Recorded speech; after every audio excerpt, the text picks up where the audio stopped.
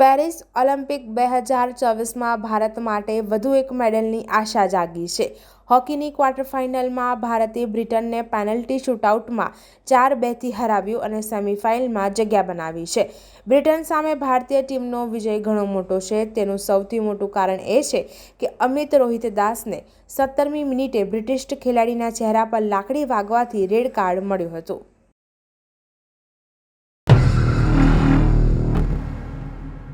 રાજસ્થાનના બુંદી જિલ્લામાં છેલ્લા 24 કલાકમાં 32 ઇંચ વરસાદ નોંધાતા રેલમછેલ થઈ ગયું હતું।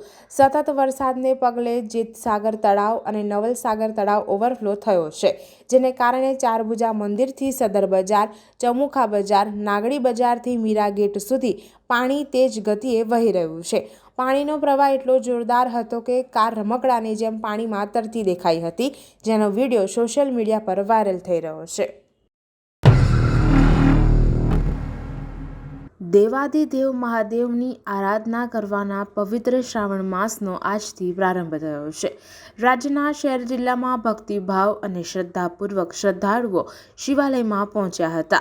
બમ બમ ભોલેના નાદથી શિવાલયો ગુંજી ઉઠ્યા હતા। શહેર જિલ્લામાં આવેલા પ્રસિદ્ધ શિવાલયો સહિતના નાના મોટા શિવાલયોમાં સવારથી શ્રદ્ધાળુઓનો અભિષેક અને દર્શન માટે ઘસારો જોવા મળ્યો હતો।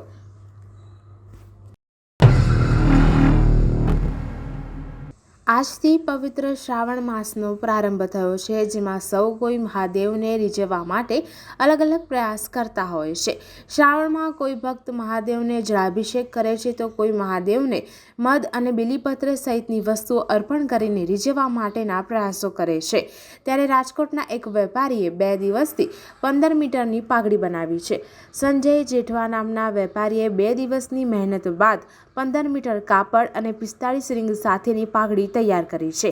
આ પાઘડી તેઓ માધાપરા ગામ નજીક આવેલા ઈશ્વરિયા મહાદેવના મંદિરમાં અર્પણ કરી છે।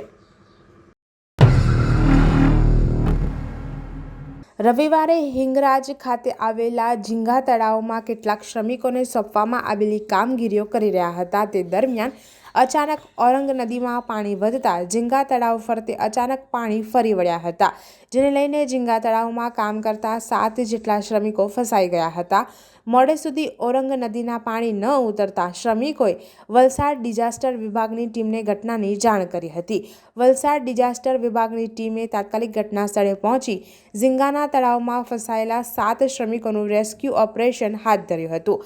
વલસાડ એનડીઆરએફની ટીમે ભારે જહેમતે 7 શ્રમિકોનું મધરાતે રેસ્ક્યુ કર્યું હતું।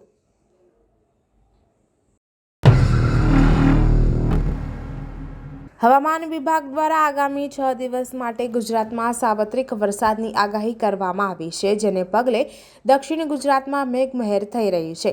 ખાસ કરીને નવસારી જિલ્લામાં ધોધમાર વરસાદને પગલે અંબિકા અને કાવેરી નદીમાં ઘોડાપૂર આવ્યું છે, જેથી અનેક નીચાણવાળા વિસ્તારોમાં નદીઓના પાણી ઘૂસી ગયા છે, જેને પગલે અનેક લોકોનું સ્થળાંતર કરવામાં આવ્યું છે। બીજી તરફ કાવેરી નદીના વહેણમાં 1200 જેટલા સહેલાણીઓ ફસાયા હતા, જેથી પોલીસે તમામનું રેસ્ક્યુ કર્યું હતું। ચોમાસાની ઋતુ આવતા જ ગુજરાતની અનેક જગ્યાઓ રમણીય બની જતી હોય છે। ચોમાસામાં ગુજરાતના પહાડો પર અનેક ધોધ પ્રવર્તમાન થઈ જતા હોય છે, જેનાથી એ જગ્યાની સુંદરતા અનેક ગણી વધી જાય છે। ત્યારે દક્ષિણ ગુજરાતમાં મેઘરાજાએ સારી બેટિંગ કરતા અંબિકા, પૂર્ણા અને કાવેરી નદી 2 કાંઠે થઈ ગઈ છે। અંબિકા નદીમાં નવા નીર આવતાની સાથે આજે ડાંગનો ગીરાધોધ ઘણો જ ધુઆધાર થઈ ગયો છે। ગીરાધોધનો નજારો એવો થયો છે કે તમે તેના પરથી નજર જ નહીં હટાવી શકો। સારા વરસાદને કારણે ગીરાધોધ ખીલી ઉઠ્યો છે। સુરત શહેરને વિશ્વનું ટ્રેન્ડિંગ હબ બનાવવા માટે સુરત ડાયમંડ બુર્સનું આયોજન કરવામાં આવ્યું છે। ડાયમંડ બુર્સમાં સૌથી વધુ વિદેશી બાયર્સની અવરજવર રહેશે, તેમજ અન્ય રાજ્યના મોટા ઉદ્યોગપતિઓ અને વેપારીઓ પણ આવશે। ત્યારે કેટલીક વ્યવસ્થાઓની જરૂરિયાત ઊભી થતી હોય છે, જે પ્રમાણે ગિફ્ટ સિટીની અંદર લિકરની મંજૂરી મળી છે, તેવી જ રીતે સુરત ડાયમંડ બુટ્સમાં પણ લીકરની મંજૂરી મળવી જોઈએ કે કેમ તે અંગે હાલ ચર્ચા શરૂ થઈ છે। ત્યારે ડાયમંડ બુટ્સના બાંધકામ સમિતિના અધ્યક્ષ લાલજીભાઈ પટેલે ચોખ્ખા શબ્દોમાં કહ્યું છે કે હીરાના ઉદ્યોગને આગળ વધારવા દારૂની કોઈ જરૂરિયાત નથી। આ માટે સરકાર પાસે કોઈએ દારૂની છૂટની મંજૂરી પણ માંગી નથી।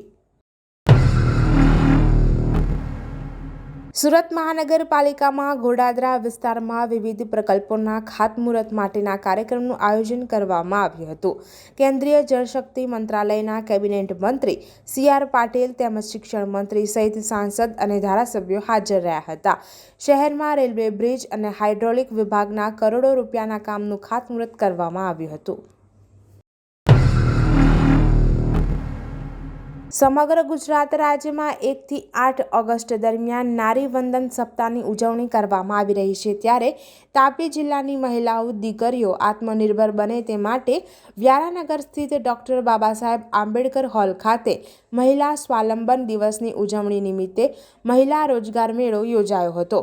નોંધનીય છે કે આ સમગ્ર કાર્યક્રમ મહિલા આર્થિક વિકાસ નિગમ લિમિટેડ, ગાંધીનગર અને જિલ્લા મહિલા અને બાળ અધિકારીની કચેરી તથા જિલ્લા રોજગાર કચેરી તાપીના સંયુક્ત ઉપક્રમે યોજાયો હતો। જેમાં વિવિધ 7 કંપનીઓમાં 230 જેટલી વેકેન્સીઓ સાથે આ ભરતી મેળામાં હાજર રહ્યા હતા। જેમાં 100થી વધુ બહેનોની વિવિધ કંપનીમાં પ્રાથમિક પસંદગી કરવામાં આવી હતી।